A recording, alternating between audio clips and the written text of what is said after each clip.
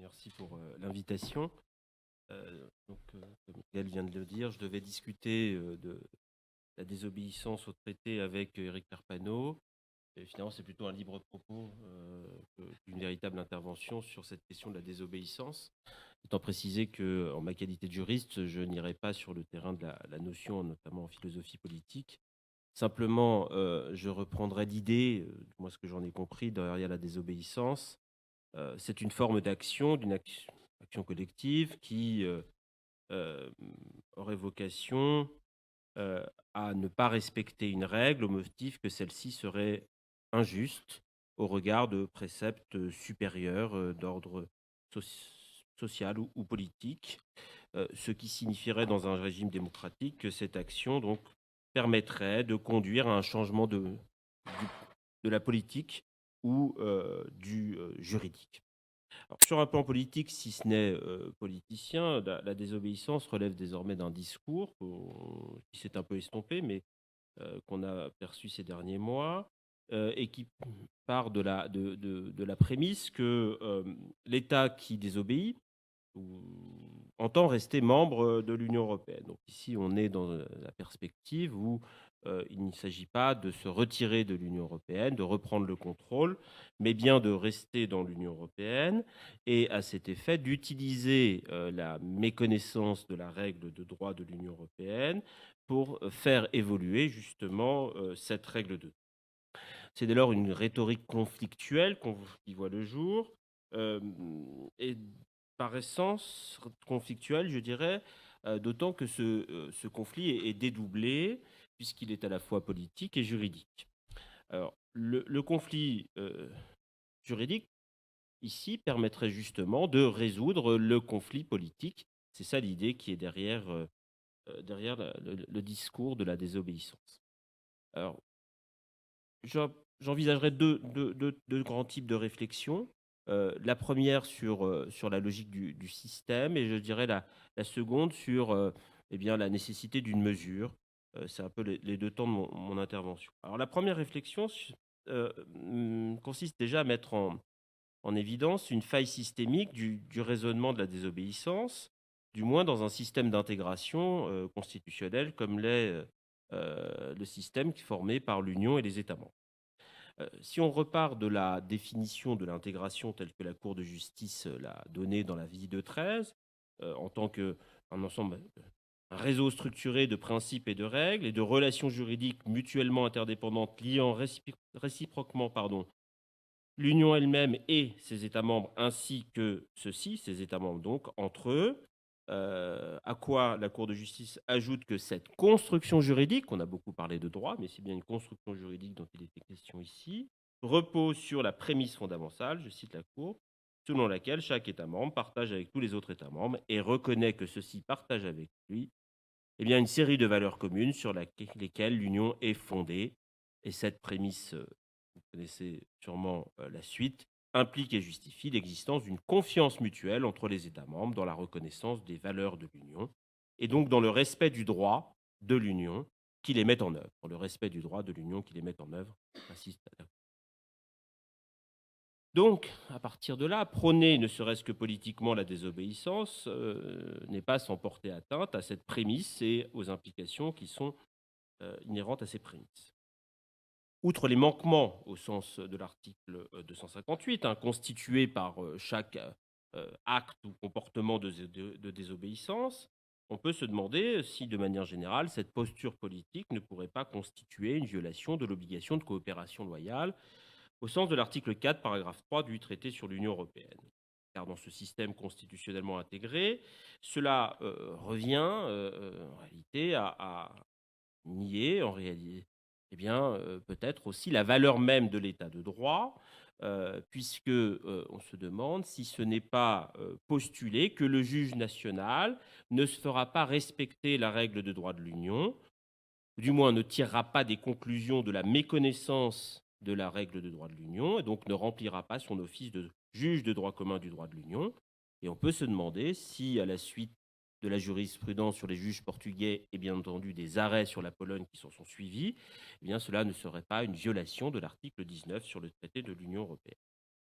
Et puis, dans un système intégré, la prémisse en question est aussi constitutionnelle, puisqu'on part du principe que, heu, par un jeu de miroir normatif, la participation à l'Union est une exigence constitutionnelle et donc, le respect du droit de l'Union, je ne parle pas de primauté ici, je parle du respect du droit de l'Union, eh bien, est une exigence que les États membres ont, souverainement consentie, et conformément à leur constitution. Donc il pourrait y avoir aussi ici dans des États de droit démocratique où les juridictions constitutionnelles sont indépendantes, eh bien, des conflits qui soient portés devant les juridictions constitutionnelles elles-mêmes. Je verrai plus tard, évidemment, dans quelle mesure ces juridictions constitutionnelles sont actrices de la conflictualité.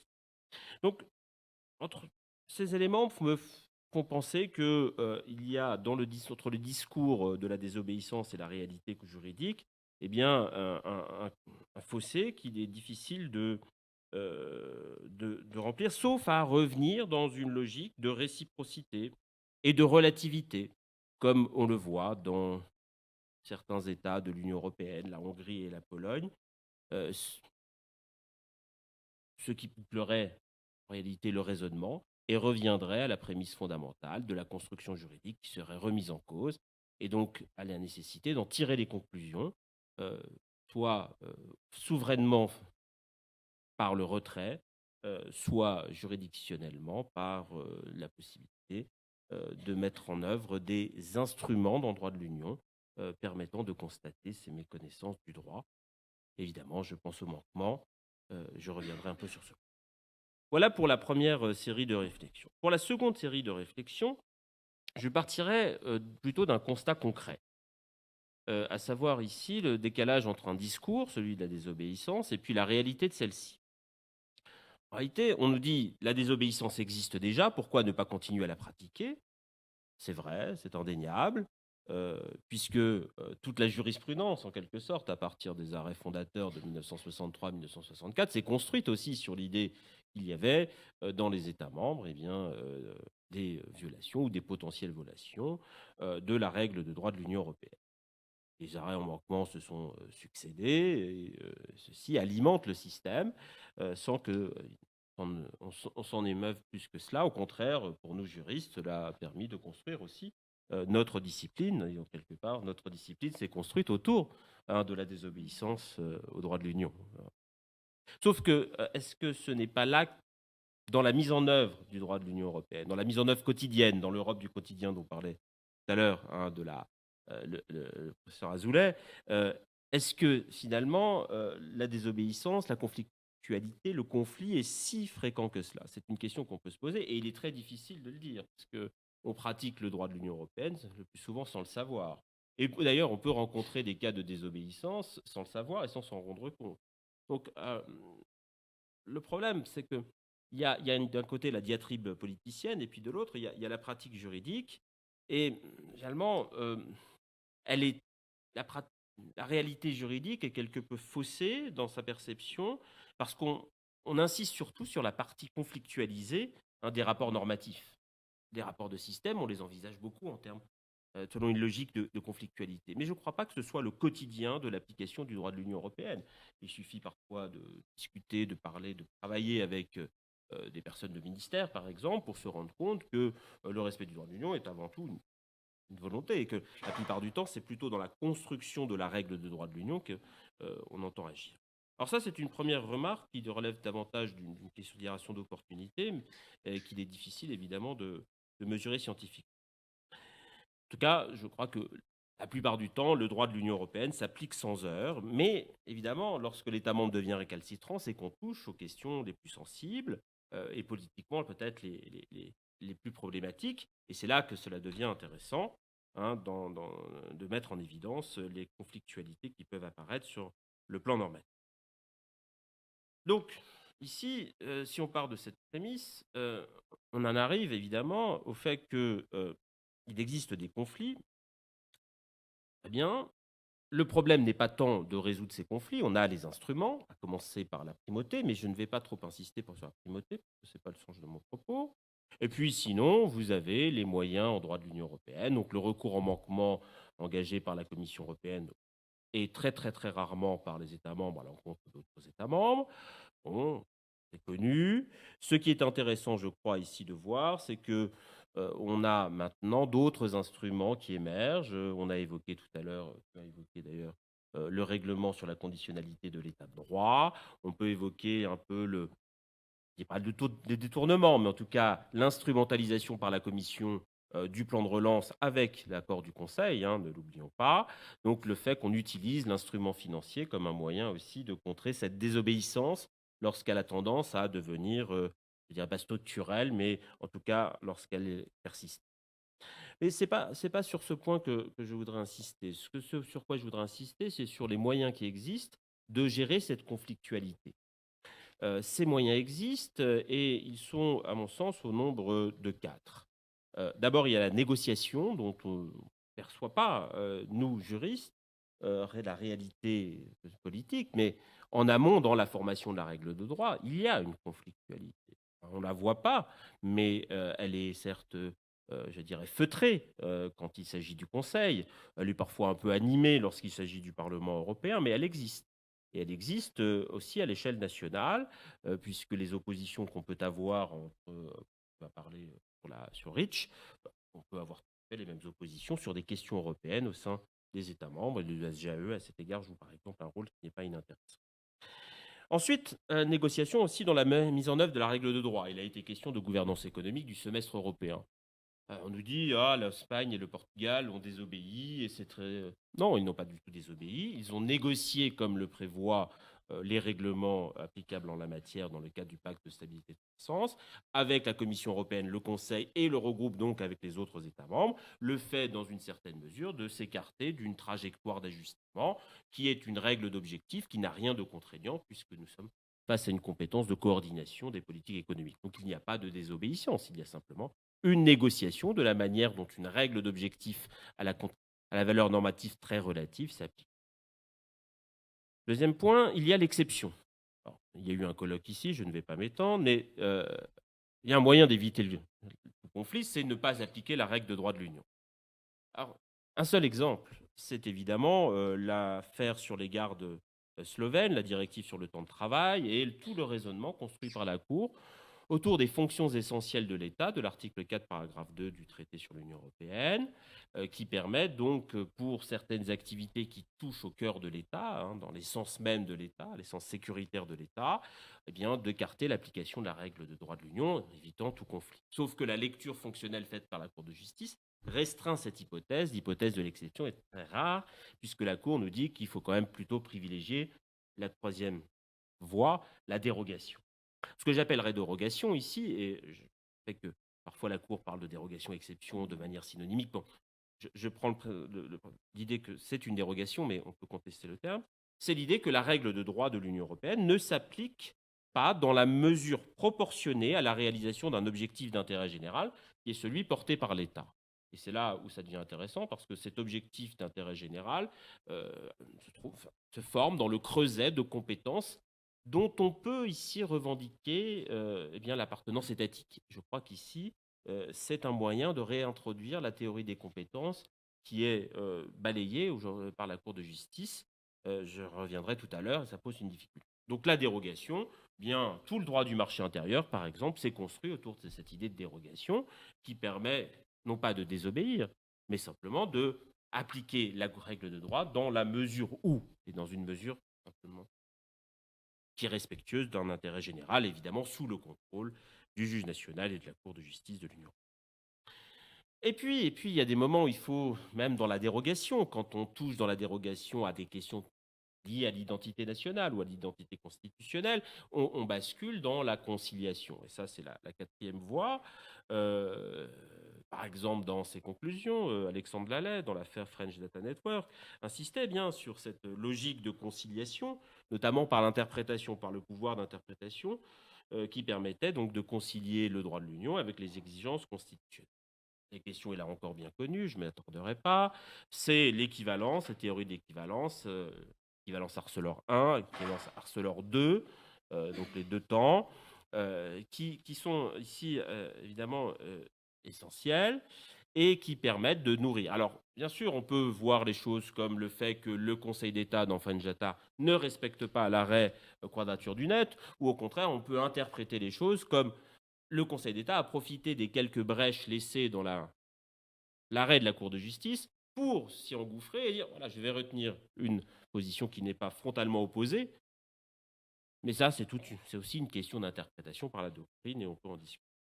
Alors que, nous semble-t-il, ou du moins est-ce avancé, la Cour constitutionnelle allemande, dans l'affaire PSPP, dont on a parlé tout à l'heure, l'arrêt du 5 mai 2020, eh bien, avec la théorie de l'ultra vires, elle basculerait dans la conflictualité la plus redoutable, puisque je vous rappelle que c'est l'idée que la Cour allemande décide de ne pas appliquer un acte de droit de l'Union et d'exiger des pouvoirs publics allemands de ne pas appliquer un acte de droit de l'Union au motif que celui-ci eh bien, est ultra vires, c'est-à-dire conduit à un glissement structurel dans la répartition des compétences entre l'Union et les États membres. Voilà ce que nous. Sauf que, on oublie de dire, c'est que la Cour allemande n'active cette clause de l'ultra vires qu'après qu'elle a posé une question préjudicielle en appréciation de validité à la Cour de justice. Et le problème, c'est que l'ultra vires, ce n'est pas l'acte de droit de l'Union, c'est l'acte de la droit de l'Union tel qu'il est mal contrôlé ou insuffisamment contrôlé par la Cour de justice. Et ce qui fait que dans l'arrêt PSPP, c'était l'arrêt de la Cour de justice qui était partiellement ultra vires, car, nous dit la Cour, difficilement compréhensible. Alors bien sûr, là, on se dit, on rentre dans une conflictualité, dans une véritable conflictualité pure, ce qui n'est pas sans, évidemment, poser la question, pour certains, de la pérennité même du droit de l'Union. Alors, on nous dit que c'est la fin de la primauté, qu'on érige en sorte de dogme incontournable du système. Et puis, on peut essayer d'avoir une vision un peu plus constructive en se disant, est-ce que ce n'est pas une conflictualité qui alimente le système? Alors oui, et certains disent, c'est un peu le moment calounien, en prenant la théorie de Calhoun, pardon, aux États-Unis, de retour, en quelque sorte, des juridictions nationales, des formes de résistance nationale. Alors que, ça a toujours existé, puisque tout s'est construit. Cimental, c'est la résistance de la Cour constitutionnelle italienne, par exemple. Évidemment, cet arrêt honni par les étudiants internationaux Handelsgesellschaft, l'affaire 1170, où la théorie des droits fondamentaux, tout ça est reconnu. Mais ici, il y aura en quelque sorte un nouveau contentieux avec les cours constitutionnelles, une nouvelle conflictualité, puisque l'arrêt PSPP du Bundesverfassungsgericht a ouvert la voie, on le sait, à l'arrêt du tribunal constitutionnel polonais du 7 octobre, et puis à l'arrêt de la Cour hongroise du 10 décembre 2021, et enfin à l'arrêt de la Cour roumaine du 21 décembre. Alors, il faut analyser tout cela avec beaucoup plus de subtilité parce que, évidemment, c'est plus compliqué que cela. La Roumanie nous dit, les juges roumains nous disent au pouvoir constituant de prendre ses responsabilités. Les Hongrois, là encore, pratiquent du French Data Network Plus, c'est-à-dire on va très loin dans la subtilité de l'interprétation au point qu'on est vraiment à la lisière de la violation, mais pas tout à fait complètement, d'autant plus que l'arrêt est mal traduit et que le hongrois, c'est difficile à lire. Et les tribunaux constitutionnels polonais, lui, en revanche, est dans une conflictualité pure, puisqu'il considère que la jurisprudence de la Cour de justice sur l'indépendance de la justice en Pologne tire en réalité de l'article 19 du traité sur l'Union européenne il y a une interprétation qui fait qu'on empiète sur la compétence de l'État dans l'organisation juridictionnelle, qui est au cœur peut-être des fonctions essentielles, de l'État. Est-ce que c'est au cœur de la compétence étatique sur laquelle on ne devrait pas empiéter, à défaut d'être ultra-vires? C'est là où la théorie de l'ultra-vires est intéressante et permet de nourrir la réflexion. Sauf que le tribunal polonais n'a pas posé de questions préjudicielles et donc se place en dehors de la prémisse fondamentale qu'on a mise en évidence tout à l'heure. À la différence du juge allemand, et je terminerai ici par une note d'espoir, c'est le juge allemand, ça s'est terminé comment? On a oublié ça. L'année suivante, la Cour allemande a rejeté le recours contre la décision PSPP de la BCE. Pourquoi? Bien parce qu'entre-temps, la BCE avait expliqué la proportionnalité de sa mesure. Et devant qui? Eh bien, devant le Bundestag, par l'intermédiaire de la Bundesbank. Autrement dit, elle s'était justifiée, elle, institution indépendante, légitimée par le respect de son mandat démocratiquement établi, eh bien, du respect de ce mandat devant la représentation nationale d'un État membre, qui est tout aussi légitime que le Parlement européen, elle qui se justifie tous les 3 mois devant le Parlement européen. Autrement dit, ici, cette conflictualité a eu un effet plutôt intégrateur, c'est-à-dire qu'elle a permis de stimuler l'idée d'un État de droit démocratiquement intégré dans l'Union européenne, à la différence de la Pologne qui, elle, au contraire, nourrit l'idée qu'on peut être forme d'État démocratique national, mais un État de droit européen, aujourd'hui, plus problématique. Ce qui montre bien qu'ici, on est face à un droit quand même de l'Union qui est un droit de la mesure et qu'il faut faire preuve de mesure avant toute chose, comme le disait notre père un peu à tous, Robert Kovard, dans un article publié à la revue trimestrielle de droit européen. Je vous remercie.